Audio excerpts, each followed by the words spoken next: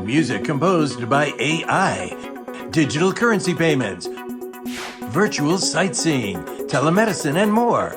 The China International Fair for Trade and Services concluded on September the 7th with a total of 1,672 projects and deals being inked. Initiated since 2012, the fair is the first of its kind in the world. And this year, against the backdrop of a hovering pandemic and global economic recession, this fair is an unprecedented scale with a vision of the future which is more clear than ever. I'm Rick. This is Xinhua Special, and I want you to join me. Let's take a look around and let's have a look at the future.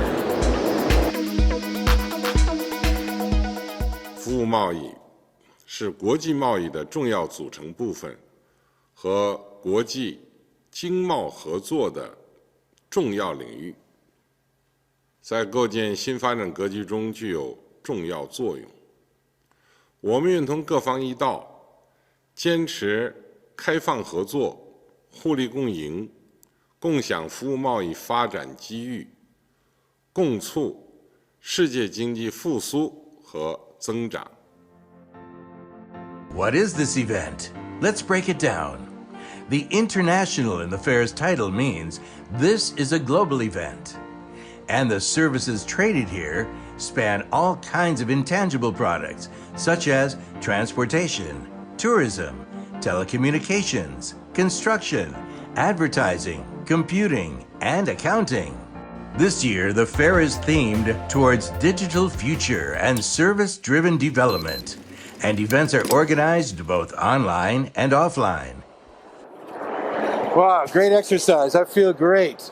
Well, enterprises from home and abroad have flocked to this fair, seeking opportunities in the world's second largest economy.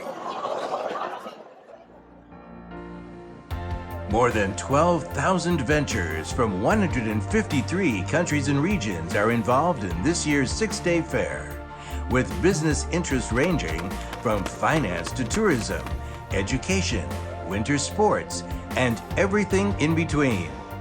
So why do people attend? And what do they hope to gain? The fair itself is the international fair for trade and services. And I think if you look at the trade and services for the international GDP, it's hard to argue anything else than it's vitally important for everyone. That there are these platforms in such a big market as China that facilitates that companies around the world can work together.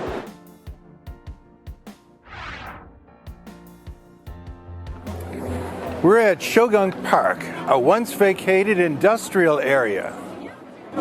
And now, it's a venue for this fair and more to come.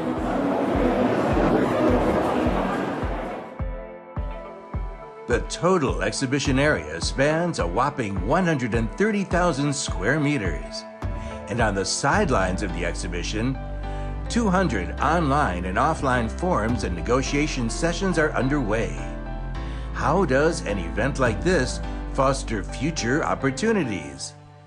Especially right now when there is a global pandemic that we're dealing with, and it really shows that China is leading the world efforts in terms of economic recovery, and it makes even more foreign companies and countries look favorably at the Chinese market, which will become increasingly important to us and hopefully to other countries in the future. The pandemic has brought new challenges to the world looking for solutions. Follow me in the digital service area, which was established for the first time in this year's fair. And trade in digital services is a hot topic for the first time this year, in line with the booming trend of digitalization of the sector. For China, its digital economy kept a high growth rate of 9.7% in 2020. 那么数字化呢，是获得原来封闭环境里的一些服务的成果。随着你用数字化的方式在和各行各业的交互，推动了产业，推动了贸易的发展。